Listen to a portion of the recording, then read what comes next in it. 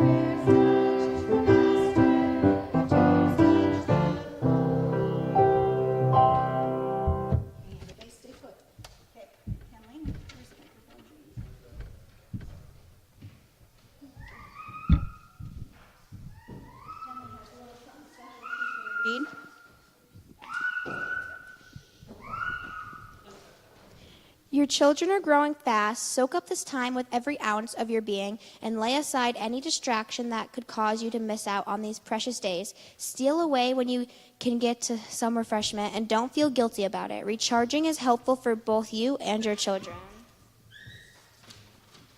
Your children are watching your life. Let this sober you, let it motivate you, let it stir in you a discretion for God's help, but be comforted by the fact that He will meet you in our weaknesses. as you daily surrender yourself to Him.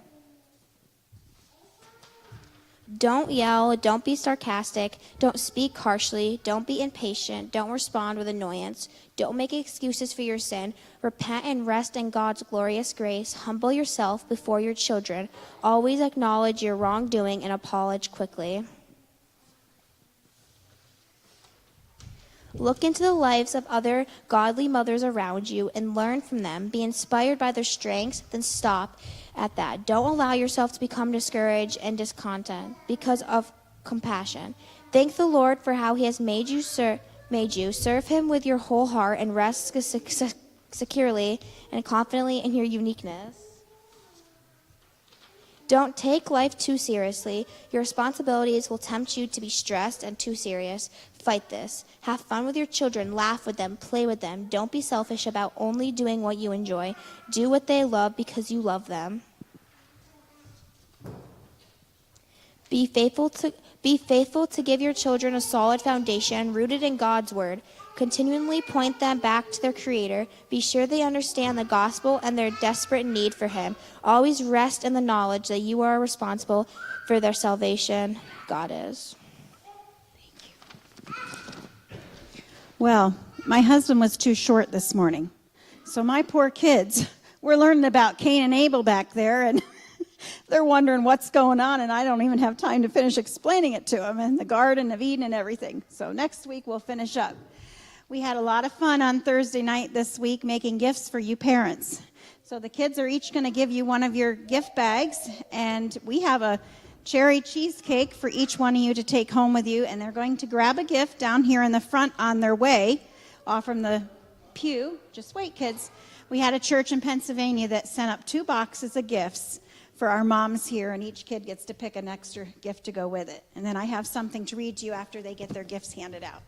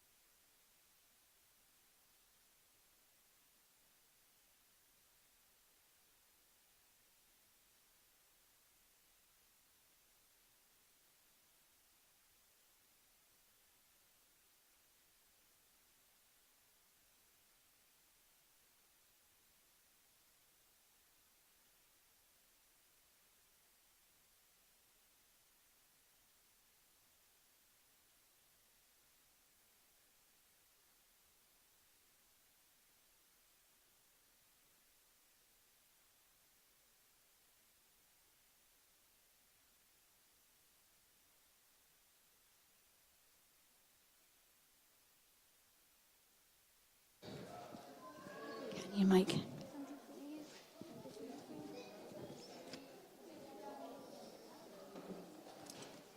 Do I have a microphone? Okay.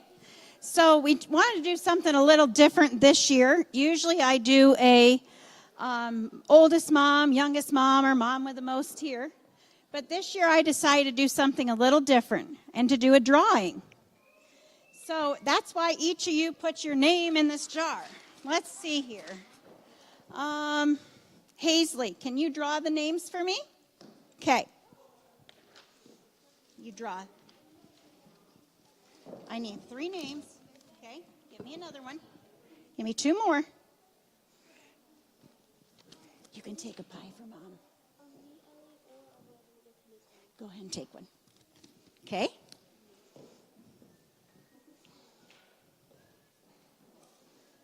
Don't look at the names, just grab one.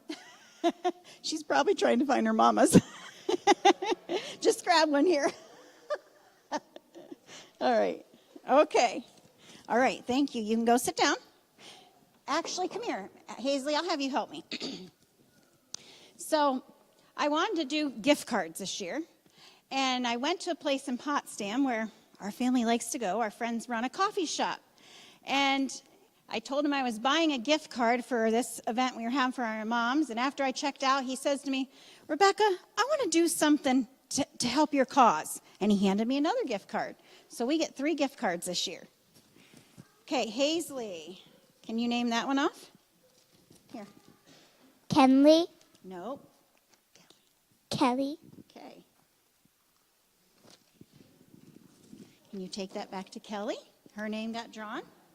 Okay, Colin, you come up and help me with the next one.